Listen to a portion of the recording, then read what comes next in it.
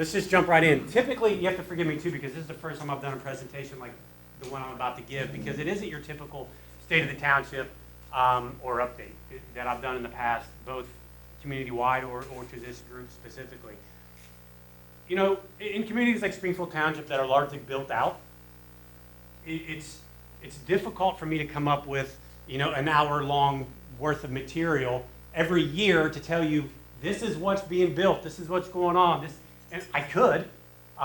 You'd be bored to tears with a lot of the stuff. So instead today, if you'll indulge me a little bit, I'm going to talk more about, you know, all of you have invested time, money, whatever in this community, whether you live here, you've built a business here, you spend a good amount of your time here, even if you don't live here. And I think it's deserving for you to realize, what does the organization that is charged with providing you service, what are we about? What do we do, and why do we do what we do? And woven into that, I'll talk about things that have happened over the last year and things that are coming up. But I felt like that may be a better way this year to kind of give you an insight into what is our world like in the sort of the four walls of the township administration building, and things that, you know, that guide Kathleen and I and the rest of our staff every day in providing you service. So what do we believe in, and why do we believe it? And then, you know, then we'll get into, okay, based on that, are those beliefs really producing results for you as business owners, residents, or visitors to this community? And then last, the question I'm going to ask you is, are those the right things? Are we believing in the right things? Are we producing the right results for you?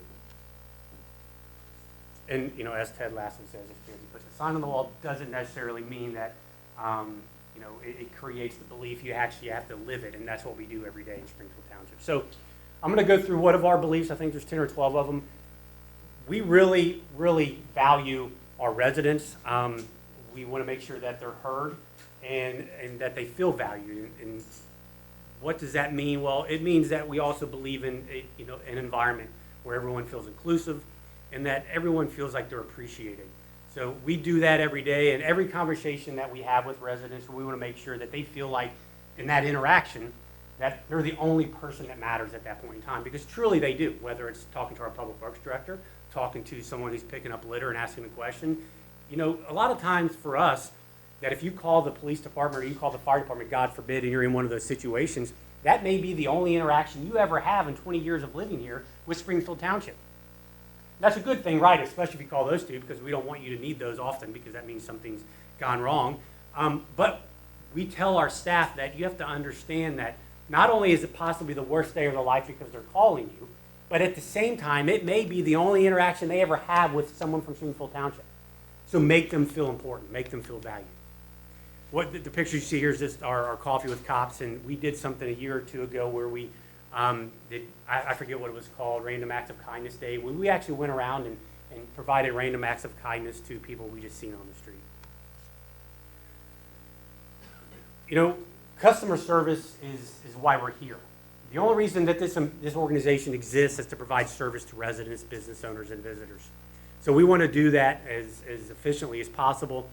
And then we also, again, we want to make sure that we're as welcoming and provide a sense of belonging. We want people to feel ownership into where they live. So whether it's an event, whether it's this place that we're here, where we're creating communal space, it's this organization that you all as business owners are getting together and creating that sort of communal environment, providing activities for kids, or just making people feel like you know, it is home and it's where they belong, and create that emotional attachment to where they are. Strong positive relationships, obviously, you know, in order to create that emotional attachment to where someone lives, we obviously have to do what we can to make sure that there are those strong positive relationships. Whether that's, you see the picture there with our medic in the safety yellow or green, however you look at it, that's our community paramedicine program. So we actually will go out and meet with people that were discharged from the hospital and make sure that they're doing what they need to do.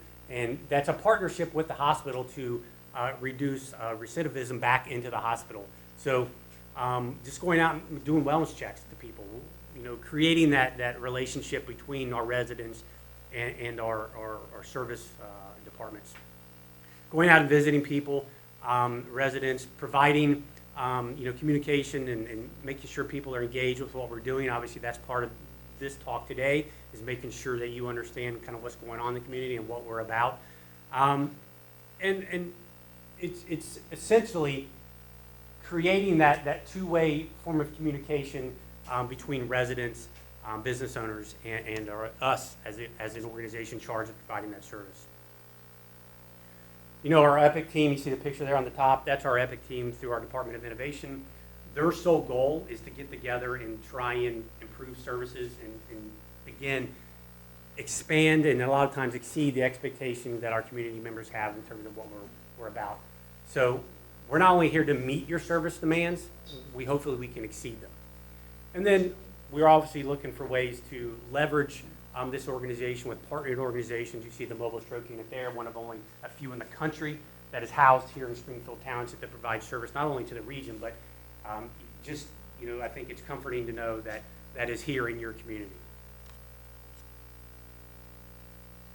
So again, we obviously try and get out there and be proactive in engagement, both from our social media platforms, but also through our comprehensive master plan update that we're engaged in now, and we've conducted workshops where we invited people in, residents or stakeholders, to give us some opinion on where we should go in the future. And then one thing that I think we do exceedingly well, and we talk about all the time, internally anyway, is you've heard the phrase, well, control what you can control, right? Well, our mindset is dominate what's within our control. And there's a lot of, that's not, right? There's a lot of things that aren't in control, but what we can control is try and clean up the right-of-ways and make the areas that we have control over as aesthetically pleasing as possible. Maybe this is a good point to bring this up, and it'll probably tie into the next slide, but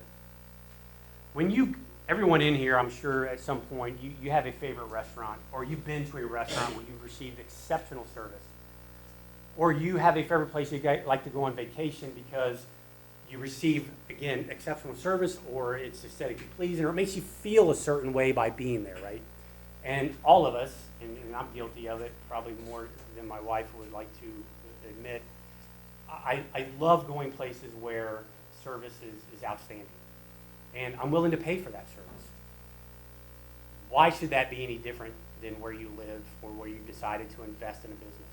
Why do you have to go to your favorite restaurant to receive that service? Why do you have to go on vacation to feel a certain way, to be in a place that's beautiful, to make sure that you receive that service that you're paying for? Because believe you me, you as business owners, you as people deciding where you're going to work, and most importantly, deciding where you're going to make the biggest investment in your life, buying your house or your property, you have choices. Just like I have choices and you have choices to where to go on vacation, you have choices where to do that. And we want to make sure that you receive that service here like you demand and expect when you go to the restaurant or you go to that resort. And that's not lost on us. And it's our opinion that local governments, and obviously we hold ourselves to the standard, local governments in general should realize that there are those choices, and you should start treating people with that service.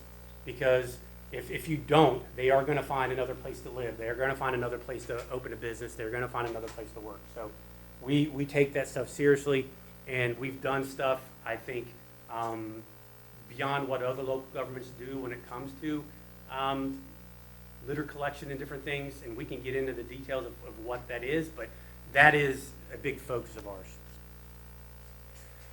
Additionally, again, to create that emotional attachment and that connection to where you live, we want to celebrate the milestones that people have. The people on the top left, the 2 Girl Scouts, we recognize them because they actually were on vacation. Ironically, we were just talking about that, and they actually saved one of their friends that was drowning. And so we wanted to bring them in and actually recognize them for that act of courage and service to their friend. The gentleman there, the young kid holding the banner, the township flag, he actually was, I think at the time, the fastest 12-year-old in the country, and went to the national or international competition and actually took the Springfield Township flag with him, and when he won the race, held it up. Because of that connection we made with him before he left for that competition. So again, we want to make sure people understand that we care about them, and we're not just here providing service in a very generic way, but we actually do care about our stakeholders and our community members. And, you know, no matter what your stake is in life, no matter what your perspective is, we want to make sure that we're understanding of that, and we interact with you. We meet you where you're at. And whether that's the thing in the middle there, yes, we do that. And so if your perspective is hanging upside down, we will do our best to meet that as well. But if you're interested in doing that downstairs, you can do that to your heart's intent. I am not, but we do have that program here. It's called aerial yoga. I call it trapeze. Kim doesn't like that. So why do we believe that? And I've talked a lot about service, and I've talked a lot about the service you get when you go to a restaurant or you go to that resort. It all boils down to hospitality. And I mentioned that, Amy, on Saturday when I came to the 60th sort of anniversary of Powell Crosley Y. It's something that the YMCA does exceptionally well as provide that hospitality and that community-minded service. What's the difference between service and hospitality? It's really just caring about what you're doing. You know, anyone can go out and fill a pothole. Anyone can go out and pick up your brush. Anyone can go out and, you know, take your police report or transport you to the hospital in the back of an ambulance. But it's the hospitality side of things is what we try and strive for here, and that's caring about the service we provide. And you can tell that when you get that service, whether the person providing it actually cares or not. And that's something that we preach to our staff members. And while we don't live up to it, I'm sure, on every occasion, because our interactions with the public are immense. I mean, we have probably 27,000 calls for service in the police department and well over 8,000 calls a year in the fire and EMS department. So undoubtedly being 100% probably isn't realistic, but we strive for that. And it's something we nail into our staff every day is that, again, you're here to provide not just service, but hospitality, and our residents shouldn't have to go outside of this community to seek it and find it. It should be happening here first. So how do we do that? Well, it's boiled down to staff. And I tell staff all the time that, and sometimes when I first started saying this, they looked at me like I was crazy. And this isn't, you know, I'm not splitting the atom here when we do certain things. But I tell them all the time, you don't work for me, I work for you. You know, I am here to make sure that our staff has the resources and the training and the support they need to provide that hospitality to this community. And so that's what I focus on every day is this organization, and it's hiring, retaining, promoting our staff to do that. So from an update standpoint, we did have the retirement of Chief Leininger early of 23, which all of you knew because I did this back in June of 23. Chief Rick Bro took over for 18 months. He has since retired about a month or two ago. We've promoted Randy Miller, one of our captains within our fire department, who is now the new fire chief. Chris Niehaus is now the new police chief. Former assistant police chief, because Rick Bly, the former police chief, he's still with us. He didn't leave, but he's been promoted to the director of safety services position, where now he oversees both police and fire. A little selfish on my part. Now I have one person to deal with. I probably three, but it actually is working well, because while we collaborate in those departments much more than I would say any other local government, it's even brought that together even more now that Rick Bly is over both departments, and there's much more collaboration between police and fire than there ever has been. So that's beneficial to you as those that receive that service. So our goal always is to promote within. I think we, you know, at one point in time in the police industry, we were sort of known as, have you ever heard of the Cradle of Coaches sort of thing from Miami University, where they have a lot of former assistants and people that worked for the Miami University football team are now head coaches in more prominent organizations? I would say probably 6 or 7 of them. We were that way in the police department. We can point to probably 4 or 5 different police agencies in this region where individuals have left us as sergeants and went on to become leading departments in other communities. And that's purely because of our training and our growing of leaders within every aspect of our organization. One of our former sergeants is now probably expected to be the next city administrator for Springdale. So again, we understand that we're going to lose them because I don't have places to promote everyone every year to where they want to be, but that's okay with us. I would rather grow leaders and have them leave and run other organizations than not invest in them while they're here. Because even if we get a short time with them here and you as community members can receive that knowledge and training through service and hospitality that they provide to this community while they're here, that's fine. I would rather still do that and allow them to leave and grow leaders here rather than not. Because I think we benefit from it even if it's a short period of time. So I think something, again, like I said, we're not splitting the atom, and as Rockefeller said, just do that common thing uncommonly well. And that's what we really try and do here. We don't do really anything different, some things, but anything different than any other local government does it. But what I really feel like we try and do is do it uncommonly well. I'm sorry, that isn't, we don't, it's more than that. We actually never plow someone's car in, but I think sometimes they would like to if they don't move it off the street, but they've never done that. My point is, if we have someone like that, the thing that we would do, the common thing uncommonly well, I've had people actually tell me when they fly into CBG in the winter, they can see where Springfield Township is versus any other community because our roads are down to pavement and everyone else is still white. Again, every community plows snow, but how can you do it uncommonly well? And that's something that how many people do we have with snow plows now? 14, something like that, 12 or 14. They take it very seriously. They're out there for 12 or 14 hours at a time, making sure that they're doing it uncommonly well. And if we had this situation, I guarantee you, they would come out with a shovel and help you get out. That's just how they are. If they knock over your mailbox, they're going to come and put it back up.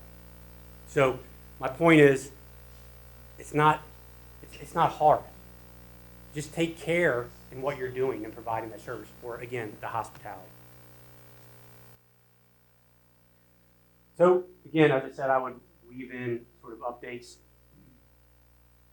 I think one stat that I really like to tout is in the last 8 years, we've paved $32 million worth of roads.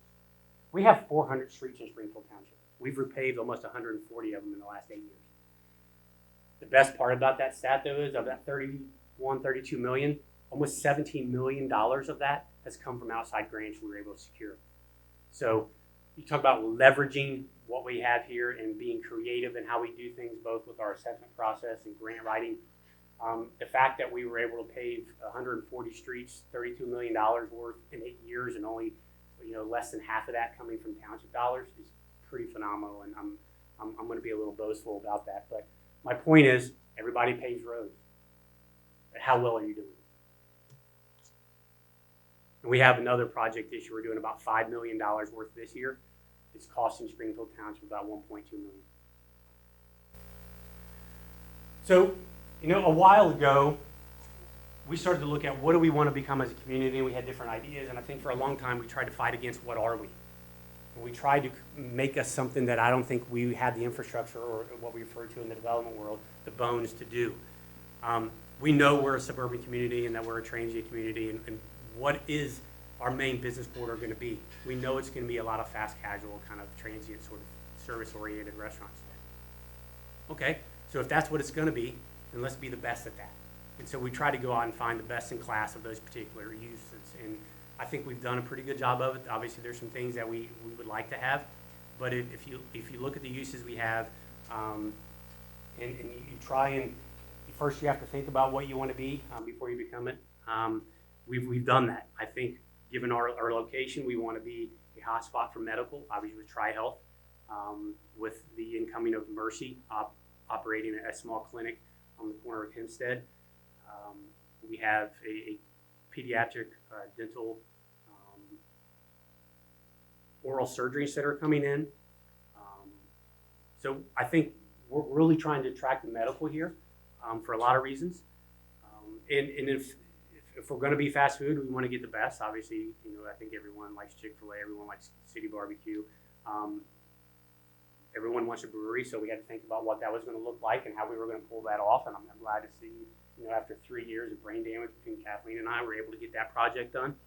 Hopefully you've experienced how it went over there. They're still working through some growing pains, but hopefully you've had a good experience there. So again, I think for us, we're always looking at what's the next thing, what do we want to be, and without the delusion of trying to be something we're not. I think right now, within the 275 loop and being close to downtown is right for residential development. We're working through that. I know that, obviously Laura and I and the school board and the township are working through some things for a piece of property they own, trying to bring some residential there, as well as we have about 100 acres in the northern part of the township where we're trying to do some residential development too. So I would hopefully be able to come back in the next 3 to 5 years and say we've developed about $120 million in residential development as well to bring people back inside the 275 loop.